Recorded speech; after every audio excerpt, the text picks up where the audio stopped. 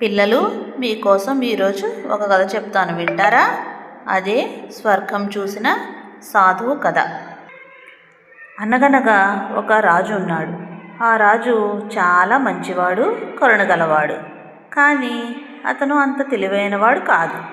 అతనికి ఒక మంత్రి ఉన్నాడు. ఆ మంత్రి పేరు సుమతి. ఆ రాజ్యంలోని కొంతమంది ఆదివాసీలు కూడా ఉన్నారు. ఆ ఆదివాసీల మధ్య గొడవలు తలెత్తడంతో ఆ సమస్యను పరిష్కరించమని రాజు సుమతిని వారి వద్దకు పంపాడు. ఈలోగా ఒక సాధువు రాజ్యానికి రావడంతో అతను చాలా పండితుడని, అన్ని విషయాలు తెలుసునని, ఎదుటివారి మనసులో ఏమున్నదో చెప్పగలడని ప్రజలందరూ చెప్పుకోసాగారు. ఇలా ఉండగా సాధువు రాజభవనానికి కూడా రావడం మొదలుపెట్టాడు. రాజు సాధువును చాలా గౌరవించేవాడు.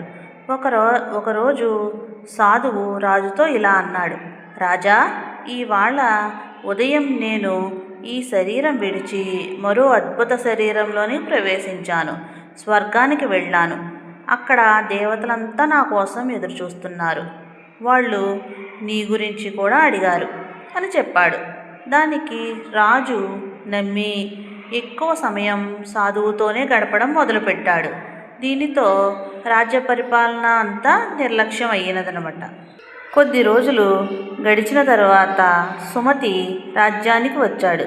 వచ్చిన తర్వాత విషయం అంతా తెలుసుకొని రాజుగారికి ఎలా అయినా సాధువు గురించి నిజాన్ని తెలియపరచాలనే ఉద్దేశంతో ఒకరోజు రాజు వద్దకు వెళ్ళి, రాజా, సాధువు తన దేహాన్ని వదిలి స్వర్గానికి వెళుతున్నాడట, వేరే దేహంతో వస్తున్నాడట, ఇది నిజమేనా అని అడిగాడు.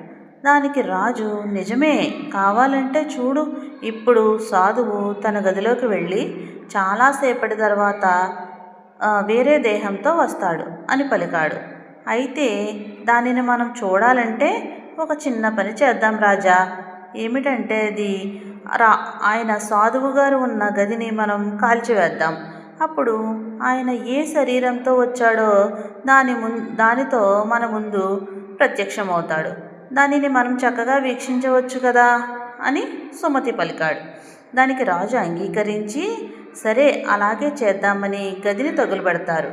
ఆ గదితో పాటు సాధువు కూడా కాలిపోతాడు. ఇంతసేపటికి వేరే వేషంలో రాకపోవడంతో రాజుకు నిజం అర్థమైనది. తనం ఎంత తెలివి తక్కువగా మోసపోయానోనని చింతించి దానికి సుమతిని సరైన తనకు తెలిసినట్లు చేసి